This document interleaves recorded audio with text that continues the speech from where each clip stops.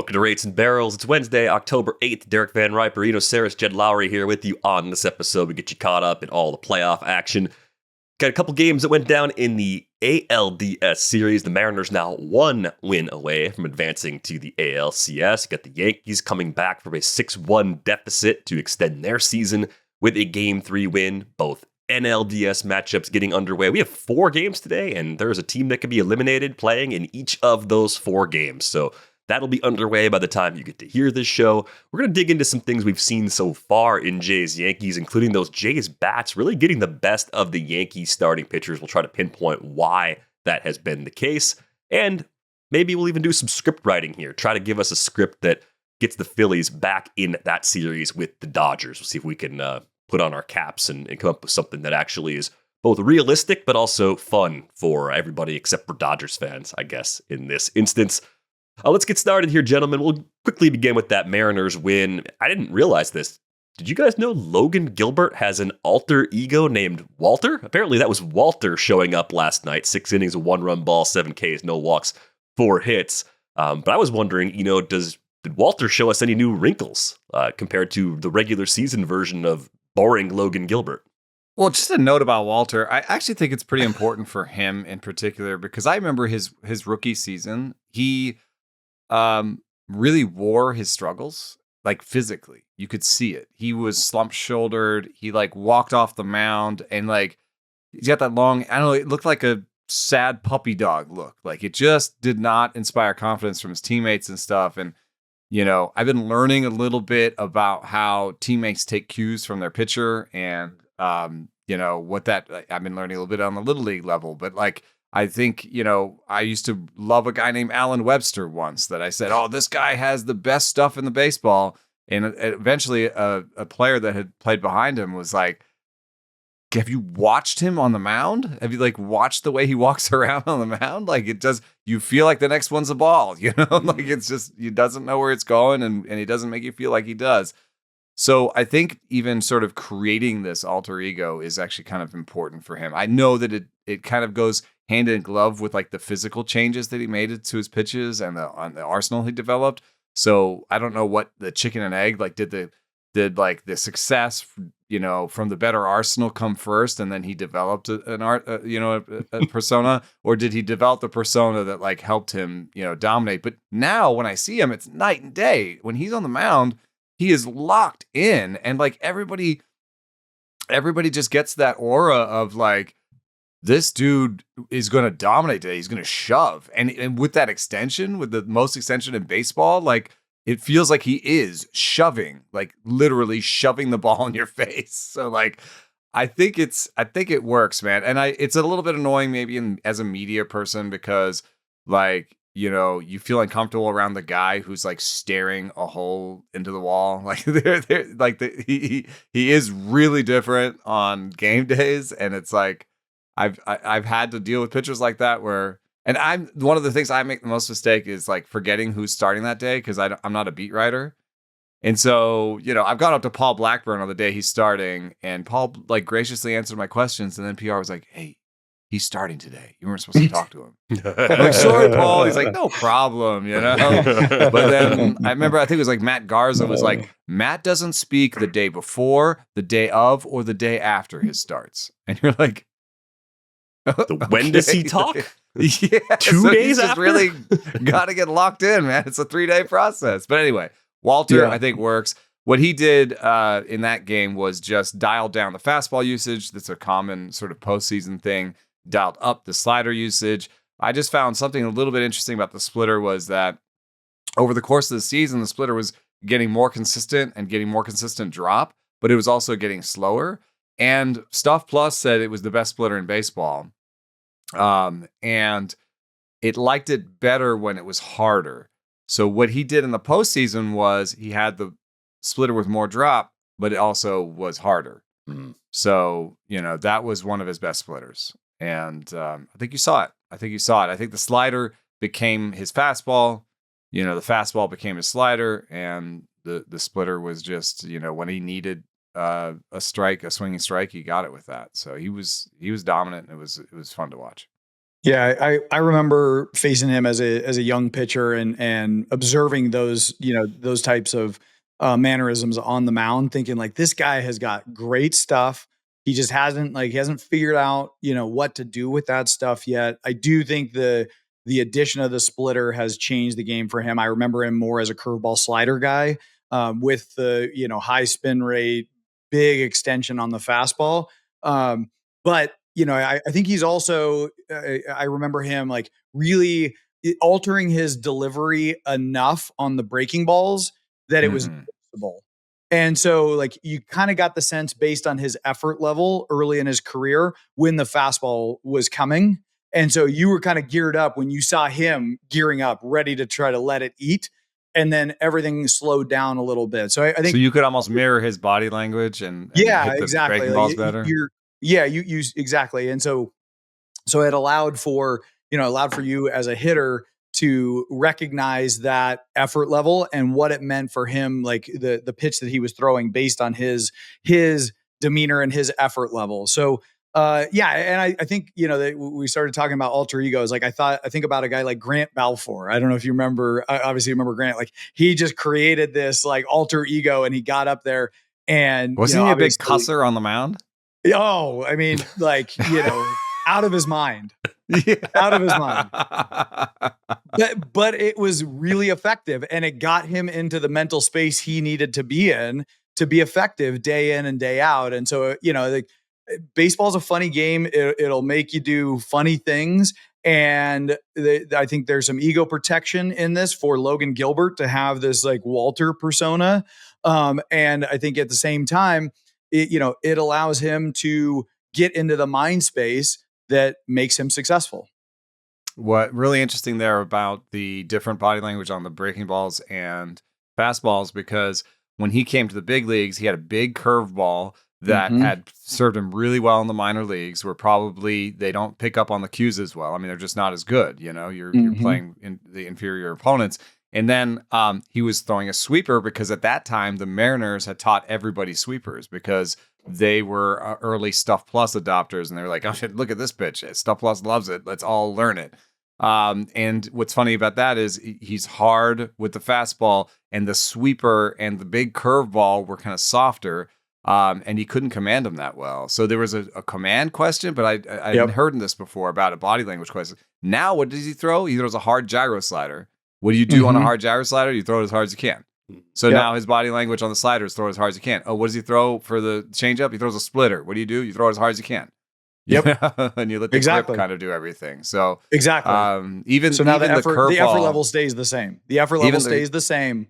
yeah, and even the curveball he's come to now is a knuckle curve. And what I found with the knuckle curve is, the first guy who ever taught it to me was AJ Burnett, and he said, "Throw the hell out of it." Well, he said, "Throw the f out of it." And I think what I've seen when I looked at the knuckle curves are like a mile or two harder than regular curve grips, and I think it just allows people again to just throw it hard and let the grip kind of do all the work. Yeah, that you'll hear pitchers talk about hand speed a lot, or at least I do when I'm listening to these guys. And I think having that consistent release point and having consistent hand speed is really what makes off speed pitches more effective.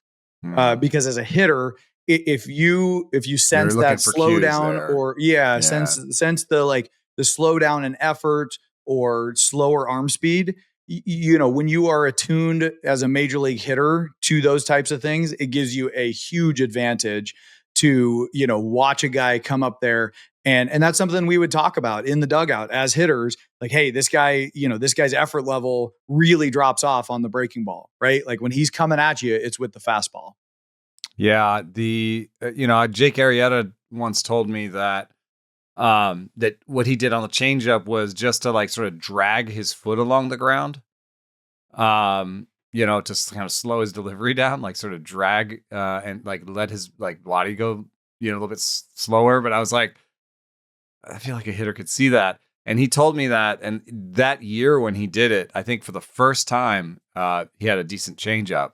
But every other year of his career, he had a really terrible changeup.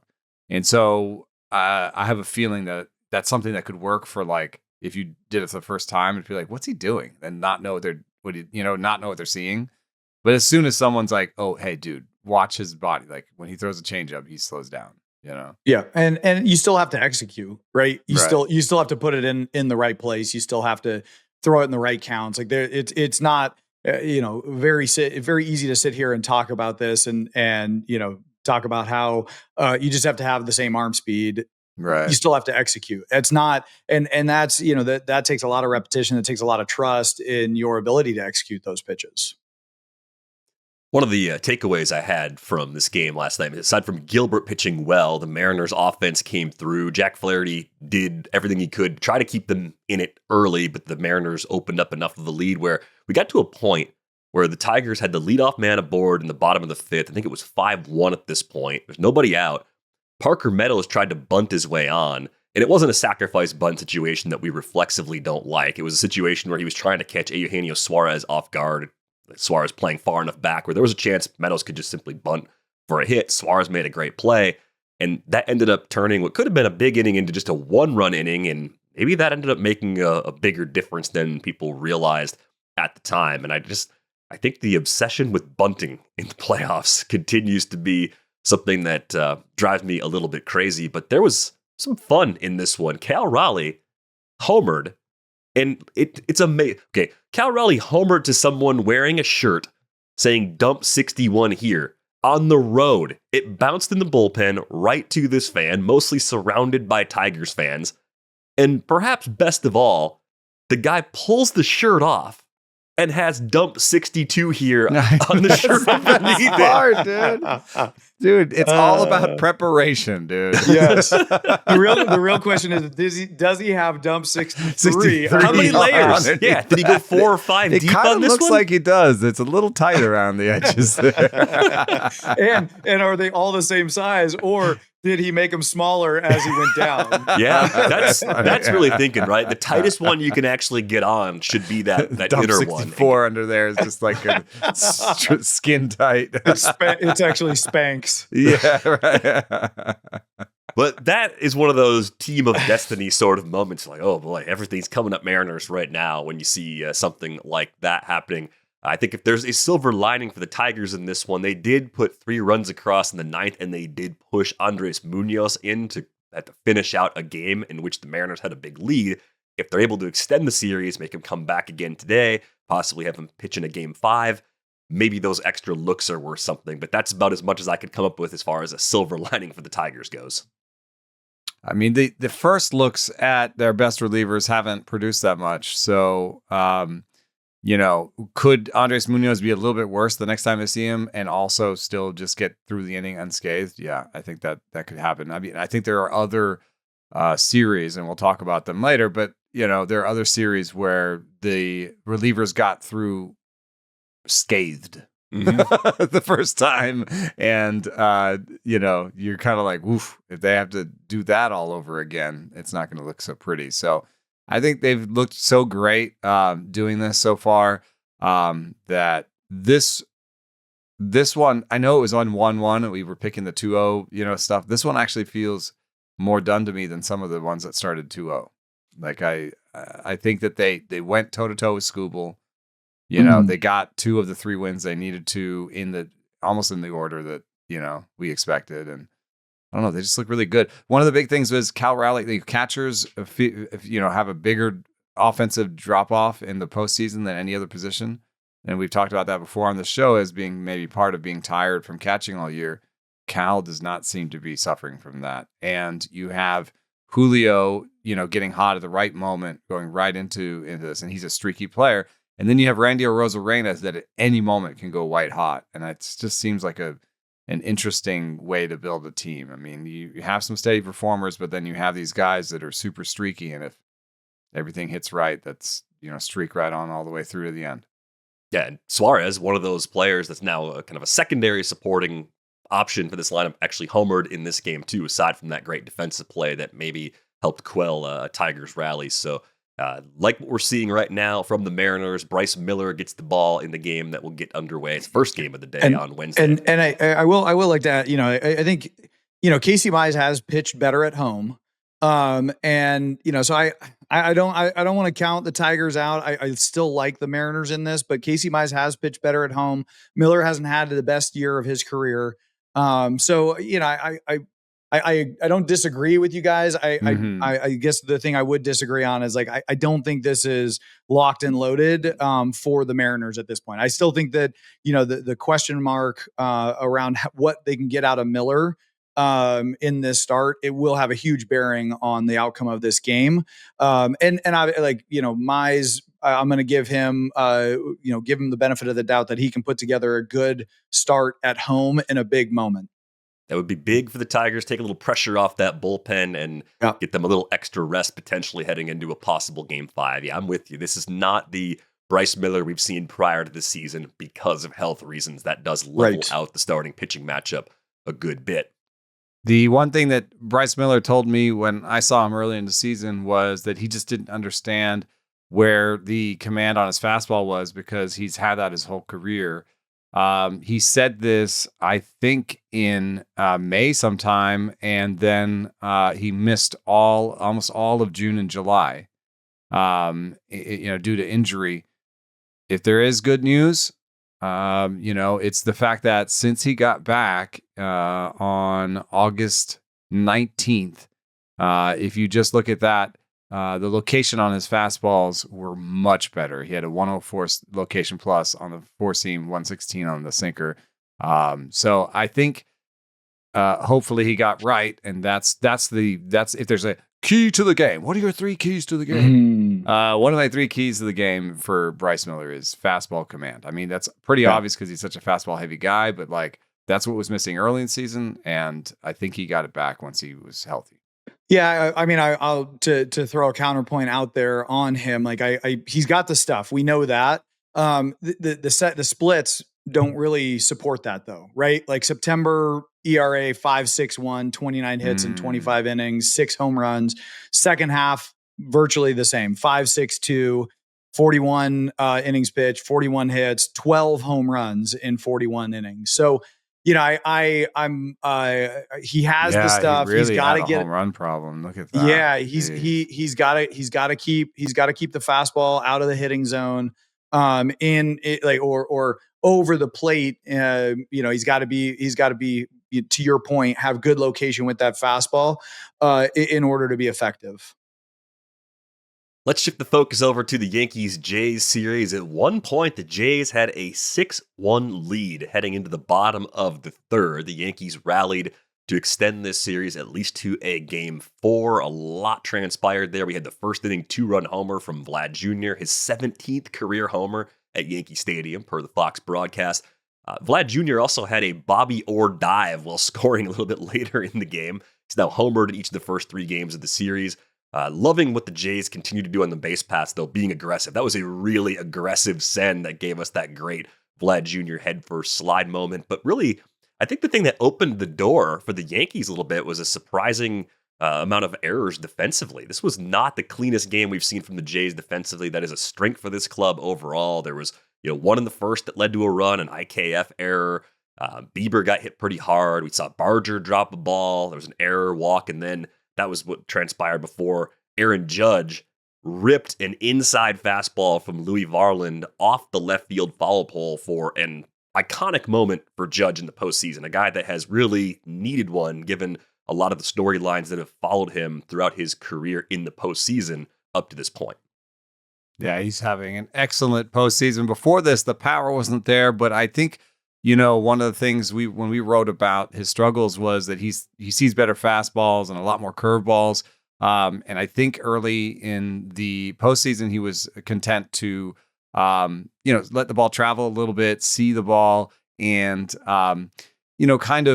just put together, not look for the power so much, like just kind of like put together good ABs and trust his teammates, like a little bit maybe more than he has in the past. And, this was his time to shine in terms of going, he went and got a ball that was in on his hands, 100 miles an hour. Ken Rosenthal wrote a piece saying, it was a more than perfect swing because the pitch may have been perfect. It was 100 miles an hour in on his hands. Off sinker, like running in on his hands. Yeah.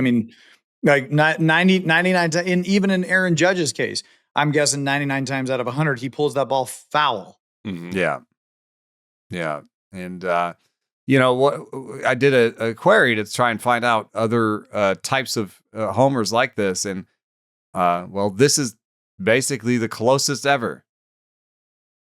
So that's 94 on the hands. It barely stays fair. It's in a regular season game that the Blue Jays are already winning 6-2, and it's not 99, it's 94. But it's Vlad Guerrero. This one's 94-9, so this is 95. By the way, the Will Myers team is down 14-3 before this home run. So also not the same kind of stakes. So, you could leave stakes out of it and just say 100 miles an hour in this location, no StatCast homer ever. But if you put stakes in and relax the velocity requirement, you're basically saying this is a 1 of 1. That's a 1 of 1 homer. I think it's also interesting that the mechanics that lead to this, he's coached pretty well known by Teacher Man, who's a very abrasive coach that a lot of people have different opinions on. And Teacher Man has this one thing he really likes to talk about, which is like this first move where the bat goes back, and it's just like this thing. He talks about this thing a lot. He wants you to kind of, I don't know. He has got a word for it. I really just try to like eliminate him from my mind because he's so abrasive. He literally shows up on my social media feeds with like slapped hands to faces and like, calling me an idiot. And I'm like, are you an adult?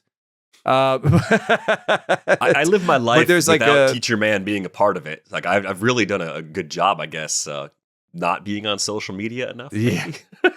I don't know. But I saw Trevor May made a video with, I believe it's Jock the Whipper.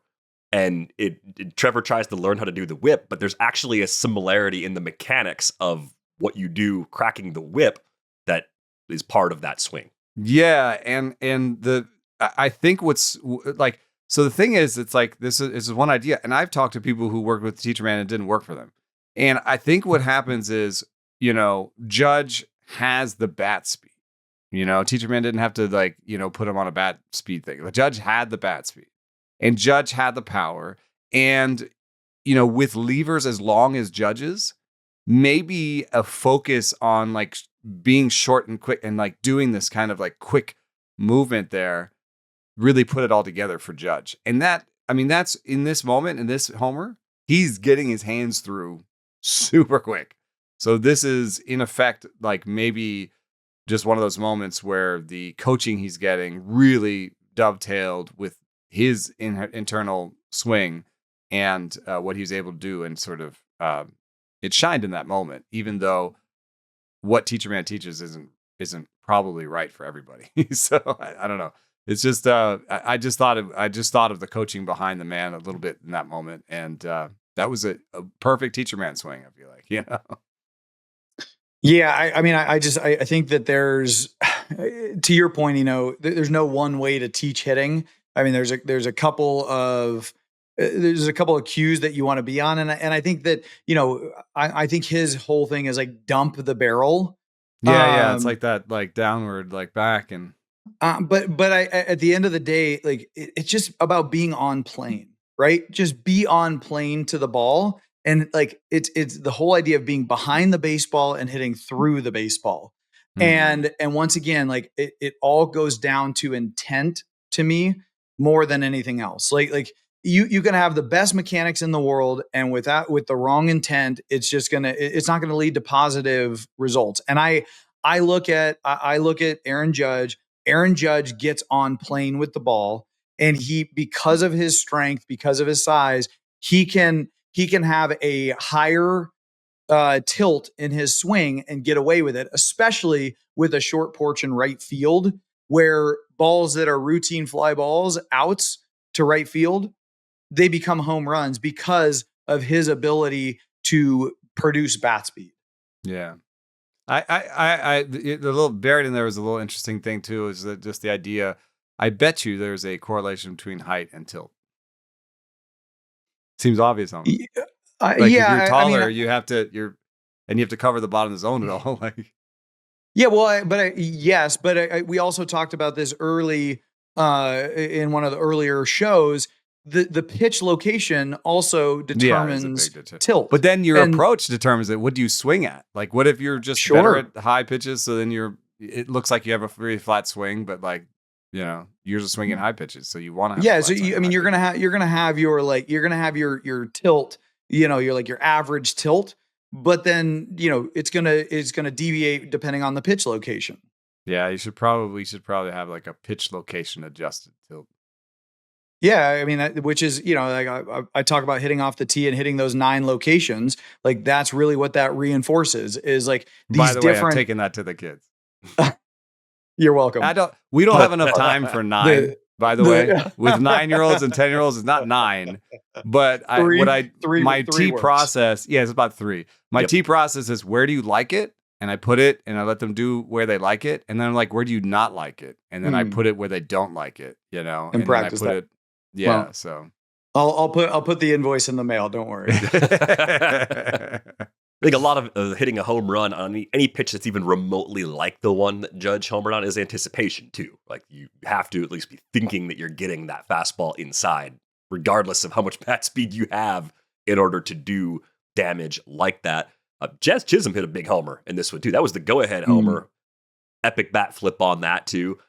I think what's interesting is that Louie Varland ended up giving up both of those homers. The Judge one is kind of a shrug your shoulders like, all right, I got beat by a future Hall of Famer. I'm not sure I made a catastrophic error there.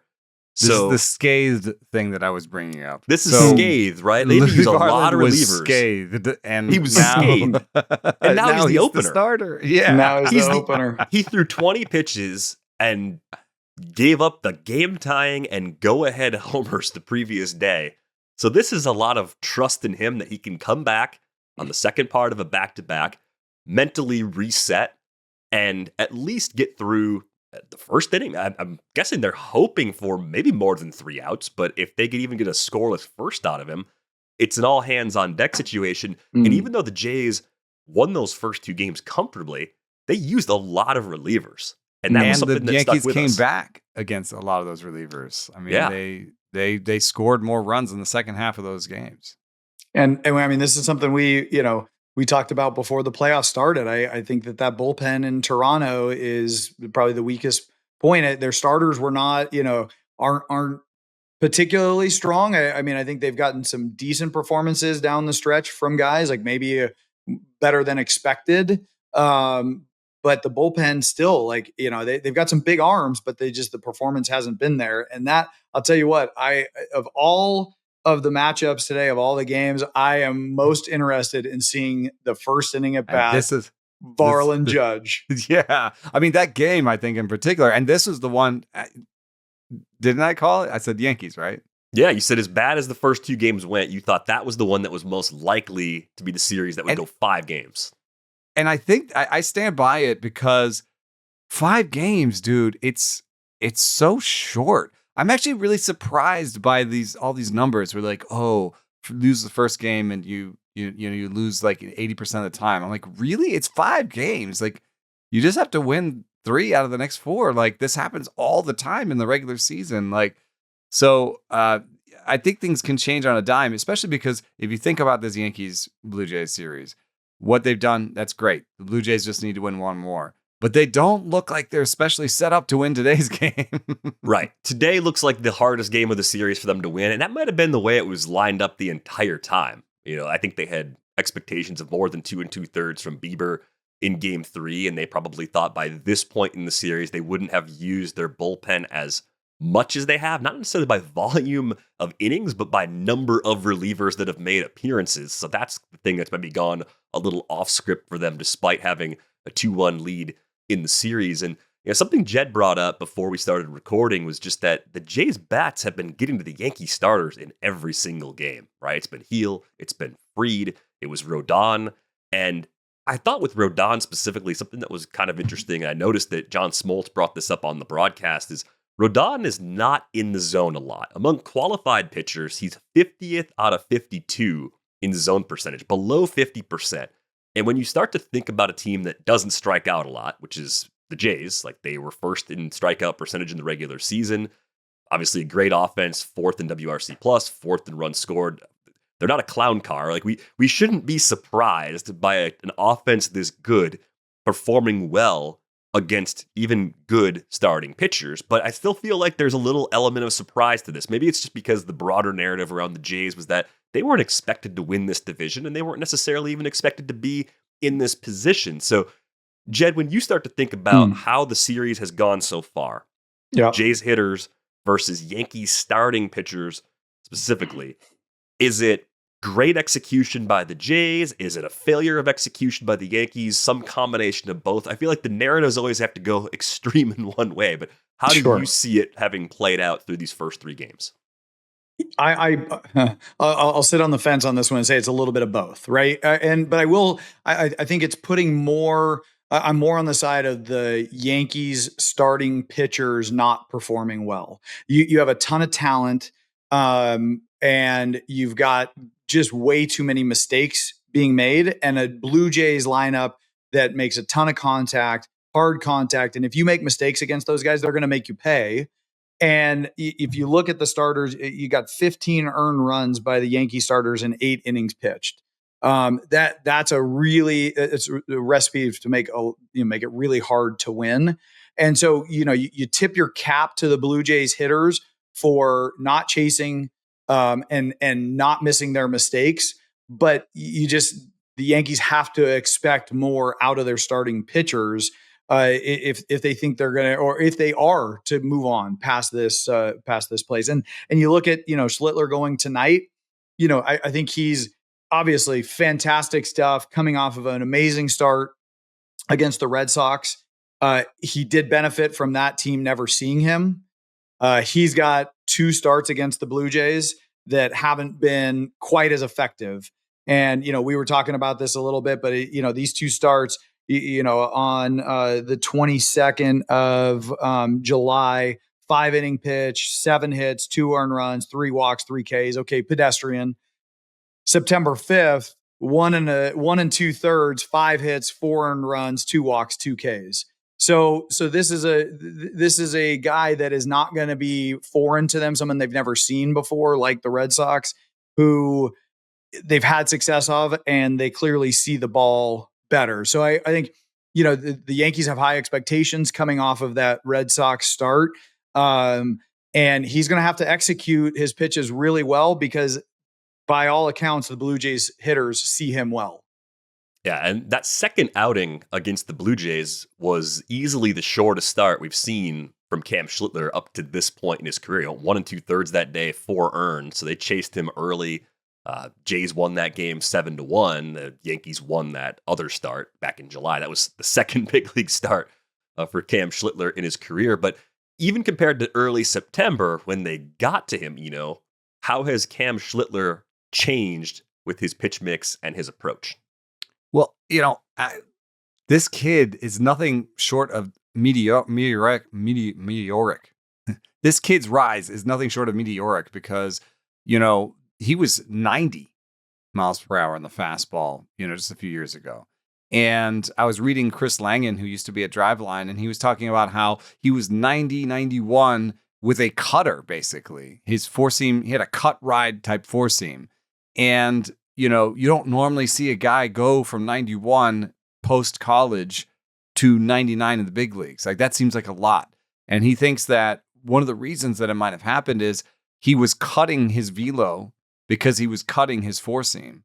And that when they taught him how to throw a true four seam, he unlocked that velo partially. There's probably some filling out, probably some weighted ball, whatever it is, that worked. But also because the shape of his pitch changed and it was no longer basically a cutter, he unlocked their full velo. So he got from 90 to like 94 in a couple of years. And then over the course of this year, he's gone from, the last sort of 24 months, he's gone from the 94 up to the 98 we see now. Well, the last part of his development has been, hey, let me bring back a sinker and let me differentiate the movement. So let's look at his pitch movements and his arsenal before and after. So what you're seeing on the screen is on the left, Cam Schlittler in early September, he used the four seam 50% of the time, sinker 8% of the time. You see that there's a little bit of like, oh, these pitches are somewhat similar, like 12 vert on the sinker, 16 on the four seam, 6 horizontal, 12 horizontal. There's some differentiation, but now he's got a lot more differentiation. So now the four seam is at 17.5 vert in the postseason with less horizontal, right? And the sinker now has way more horizontal, 13.4 inches horizontal. So what he's taken was a sort of nascent four seam sinker mix. Now he really knows what these two pitches are, and he's upped the sinker usage, he's doubled it almost. So at least the Jays righties will have a harder time because they'll have to deal with two fastballs that have very different shape now. And he can play those off each other. He's a big example of the four-seam cutter sinker tri-force that we've been talking about. There's Chad Patrick, and then there's Cam Schlittler. They're from the same tree. But I think on the other side, the Blue Jays bats, I was looking at what differentiates them, and they basically are the Brewers. It's very strange because the Blue Jays have the third lowest attack angle in baseball. The Brewers are 29th. They have among the five bottom intercept points in terms of not far out in front. They let the ball travel more than any other team, and it's the Blue Jays and Brewers down at the bottom in the bottom five.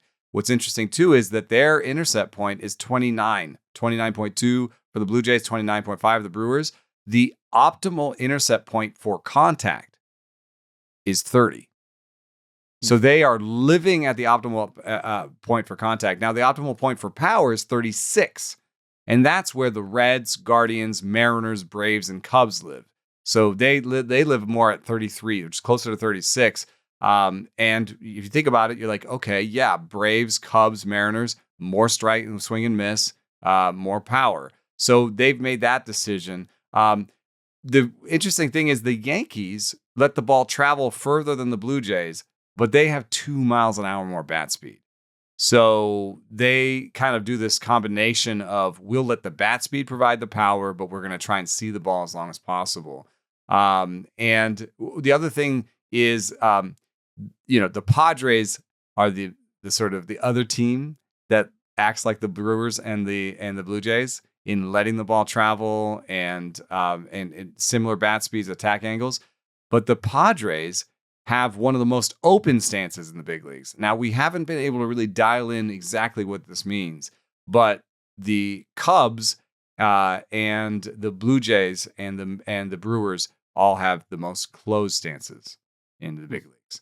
So the big thing that separates the Blue Jays and Brewers from the Padres, just in terms of the available swing and stance metrics on Savant, is that the Brewers and Blue Jays are more closed at the plate than the Padres. So I don't know exactly what that leads to. We're sort of at the beginning of this journey with these public stats, but it's a little bit like the Brewers.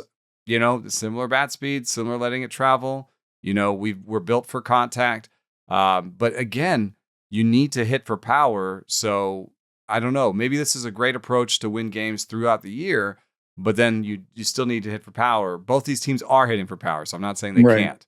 Right. But are they changing their approach in the playoffs, or is it just a good mix, or is it a happy coincidence that Alejandro Kirk hitting 2 homers, in your first postseason game is not something you wrote down on paper and we're like, this keys to the game. Alejandro Kirk hits 2 homers. That's like not how you drew it up. I think with the heightened, expectations and just the environment too, you tend to get a little bit more aggressive, right? That's interesting. And so if you're coming from a place where you're letting the ball travel, making more contact, that more aggressive nature, in the playoffs, are it actually doesn't that bump them up towards towards where the Yankees and all these, well, I guess not the Yankees, but the towards the more power, towards teams, the more power, out front, and, you're just juiced a little bit more, right? But if you're kind of your standard operating procedure or like what you're used to doing is back a little bit further, more contact. Then when you get into the playoffs, then you get to a spot where, all right, we're going to be a little bit more aggressive. You're going to catch it more out front. It's I a think good there's theory, a strategic but adjustment there, though, too, isn't there? Toronto's intercept point in the postseason is exactly the same as their regular season one, and Milwaukee's letting the ball travel even more. Yeah, I mean, I think you could have a strategic adjustment, though, too, depending on how you're pitched. Like, if the scouting reports kind of catch up based on what you did in the regular season and you're pitched differently, then you have to approach hitting differently, too. Here's something interesting. The only team that stayed aggressive and stayed above basically a 30 or 31 intercept point were the Reds. Everybody else is letting the ball travel more in the postseason. So, in fact, I think it's related to the velo you see in the postseason. I would think so. Velo goes up, so you almost have to wait. And so maybe the teams that let the ball travel more during the regular season were more prepared for it because they're like, "Yeah, this is our regular approach." See the ball.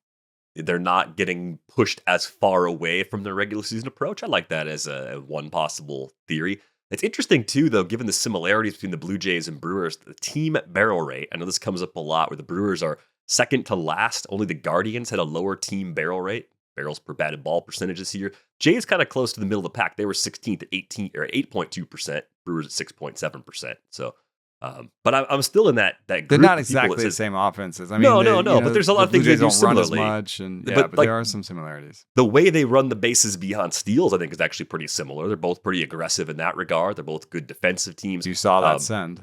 But I live in that space where I'm like, I know the barrel rate's low and people have questions about the power. I don't think it's problematically low power, even though it's less than ideal power, if that makes sense. Hopefully that's an eloquent way of saying, like, yeah, you'd love more, but it's enough to get them through potentially.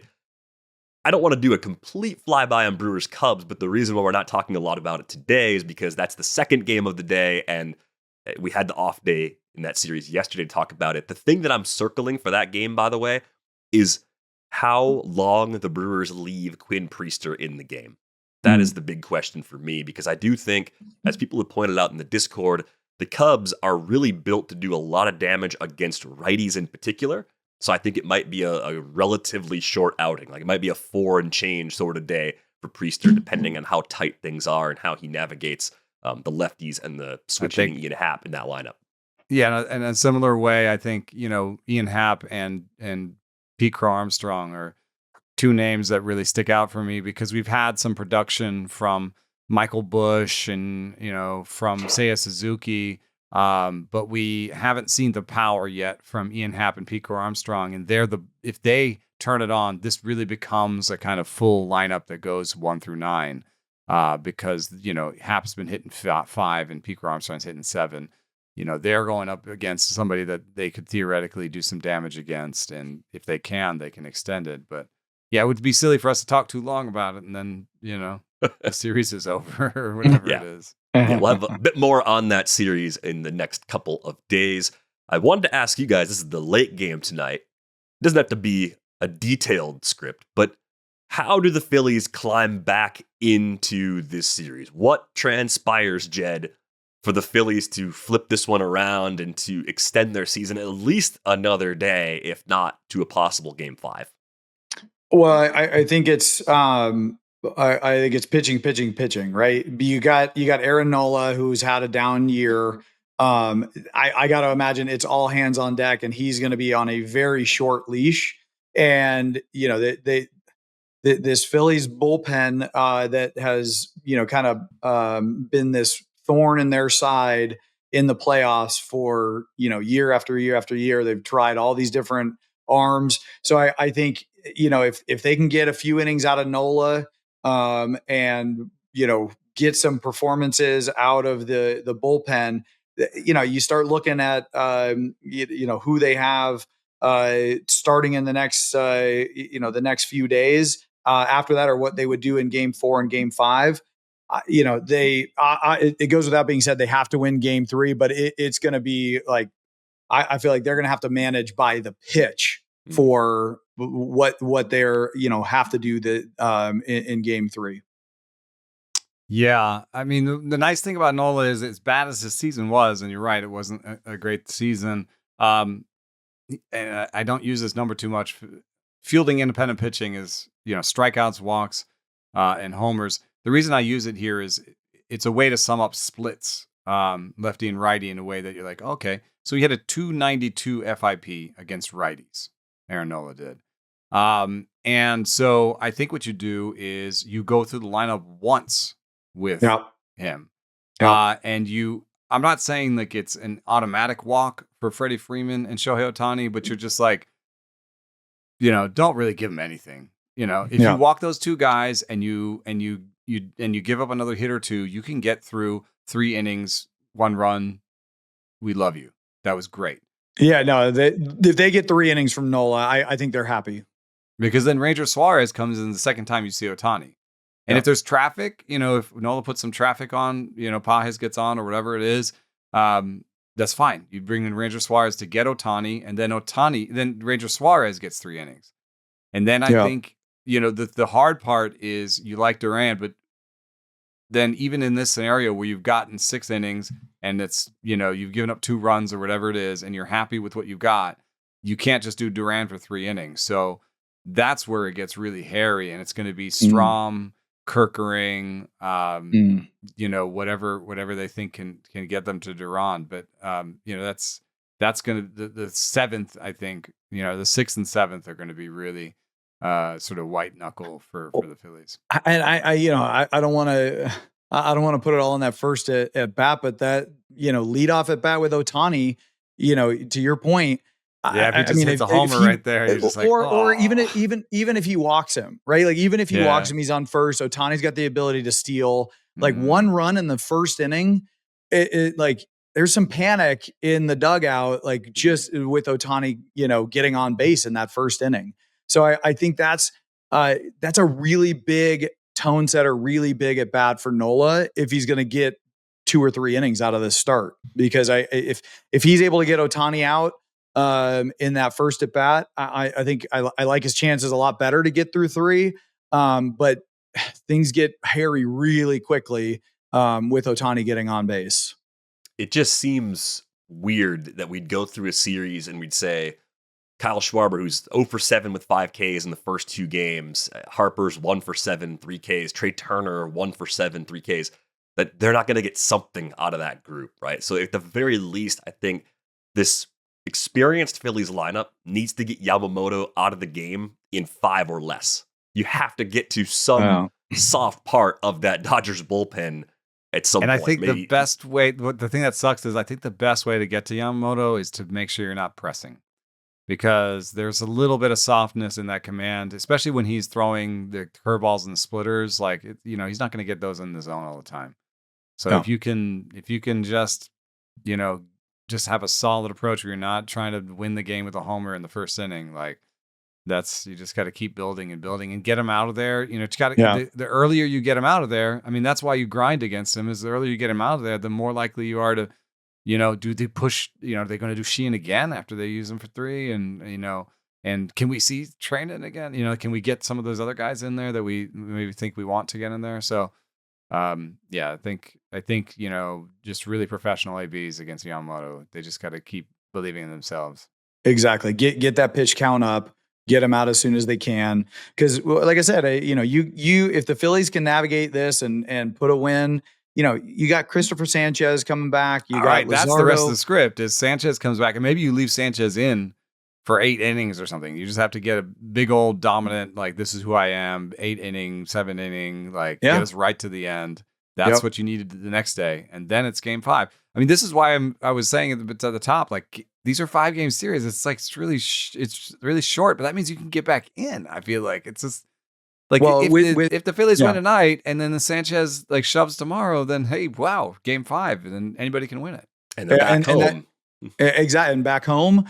And I mean, that's I'm going to go back to this, like that first at bat, Nola Ohtani. I mean, it's could take the wind out of his sails, dude. Yeah. I mean, it really could. Like if Ohtani scores a run in the first inning, I mean, that's going to make the Phillies' job exponentially harder. I think it's going to be a tone setter, and the crowd's going to get into it, the dugout's going to get into it, and I think that momentum makes it really hard for our script to come to play. But like I said, if they can manage this game and get Sanchez back on the mound and get it back to a game 5 in Philadelphia. I don't think that it's unreasonable to think that they can come back. It just this game 3 and that first inning in game 3 is going to mean a lot.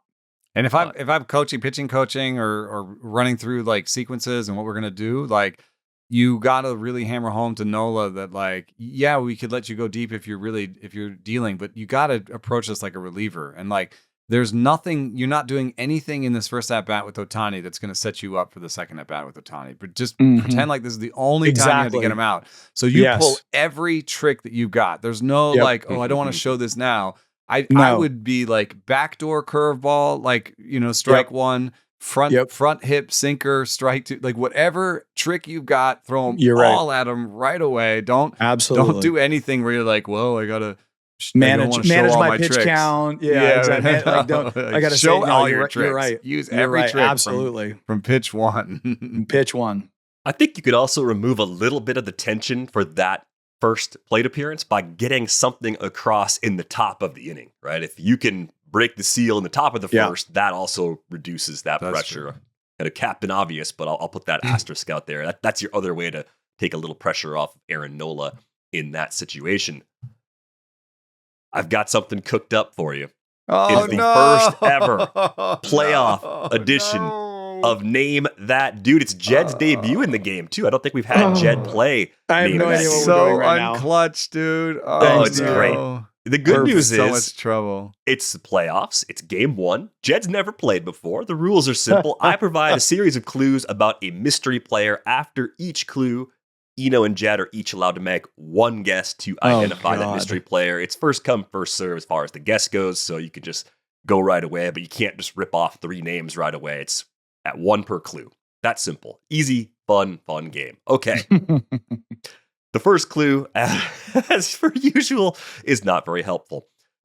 I was born June 11th, 1988 in Fort Worth, Texas. Okay, 1988. 1988? 1988.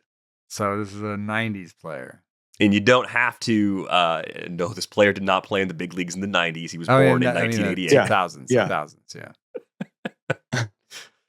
All right, I'll move on to the next clue. I didn't expect you to get us 30. Okay, so 37. So 37. I'm gonna say. No, okay. I'm gonna wait for the next one. I only get one guess, right? You get one per clue, so you can throw a dart if you want. David Freese. David Freese. No, good guess. 37. Well, I guess you didn't say whether he's still playing or not. I have no idea where Max Scherzer was born. I'm gonna say Max Scherzer. No, Max Scherzer. Okay, clue number 2. Okay. I was drafted by the Pirates in the 9th round of the 2009 draft out of Rice University. Ooh. Rice University. Okay. I'm trying to think who the Rice guys were right after I was in college. Because I would have left right after that. Slight edge to Jed here for the context clues, I think, right now. Any guesses at this one? Like, I have no idea who went to Rice, dude. It's like, gone on that one. There's one prominent player that went to Rice that you should know off the top of your head. It's not that player. Okay. But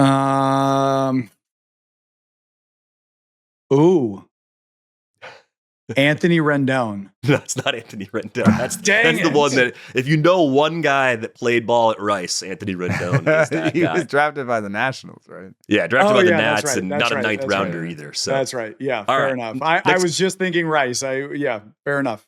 Next clue. I debuted September 1st, 2012 with the Pirates, but I am remembered most for the 7 years I spent with an AL team beginning in 2013.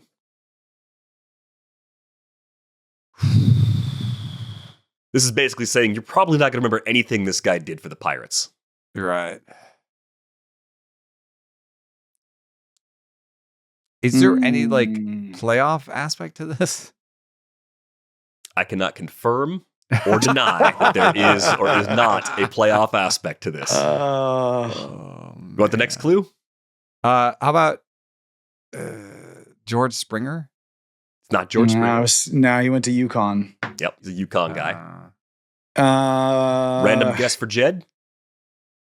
I was gonna say Paul Janish, but I don't. I think he's older, and so it's not Paul Janish. But I just this is the ethos of the game. Even if you don't know, just fire a name into the void because you never quite know. Next clue: I appeared at every position on the field except catcher over the course of 10 big league seasons. Brock Holt. Yes, Brock Holt. Jed for the win. Yes. Unbelievable. I remember that. I remember Brock Holt. Like, that one helped me a lot. Okay. Oh, man. So there's a reason why I went with Brock Holt today. On this day in 2018, Brock Holt hit for the cycle in an ALDS win over the Yankees. Yes, he did. Jesus. Yes, 26th player to hit for multiple cycles in his career. That was a 16-1 win for the Red Sox over the Yankees. It was a Game 3. It wasn't a series clincher, but the Red Sox actually won the series and won the World Series in 2018. The other clues you're going to get: made the All-Star team in 2015, won the World Series ring in 2018, played for the Red Sox, Brewers, Nationals, Rangers, and the Pirates. I also homered at Fenway Park on Pet Brock Night, which would probably, that would have been the obvious clue. Pet Brock I don't even know how I got into that, honestly. I don't remember. I remember him playing every position. That was my answer for that would have been like Enrique Hernandez or Craig Biggio, but like no, I mean, those are the other random clue, guys. Was this clue helpful? Fans of the TV show Arrested Development would emphatically say my name the way one of the show's characters often says his name. That would not help me. Too weird, right? I love that show. Arrested Development's fan. I'm trying what was the? What do you? Steve Holt. Oh yeah. Okay, got it. Yeah. Everybody would drop the Brock Holt. Yes, yeah. Everybody, weirdos like me, would drop that. But I do remember people doing that I had on no Twitter. Chance on this No, one. chance. I felt like you had no chance, but I also want to put it out there because playoff cycles. You tried to make it where you had no chance. I tried to make it as obscure as hard possible. to make it with no chance. I don't. My memory is in my computer. It is in spreadsheets. Yeah. Fun start. So Jed gets game 1 of the playoff installments of Name This Dude. Hopefully, a doff lot my of fun. cap to you, sir. Nice trip down memory lane for Red Sox fans, at least, even though your team is not did you in play the with him, for me too. Did you play with him? I played against him for forever. Right. Yeah, because he was. Now that I got his baseball reference pulled up. So Pittsburgh 2012, and then 13 he was in Boston. So at that point I was already. I was already in. Where was I at that point? 13. I was in Oakland.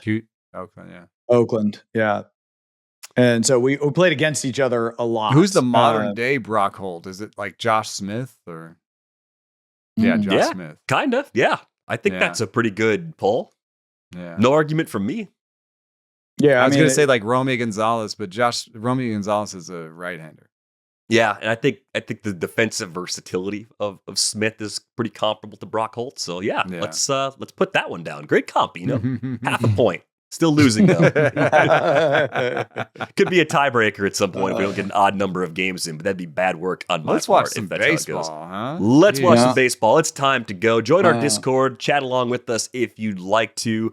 Thanks to our producer, Brian Smith, for putting this episode together. That's going to do it for this episode of Rates and Barrels. We're back with you on Thursday. Thanks for listening. Thanks.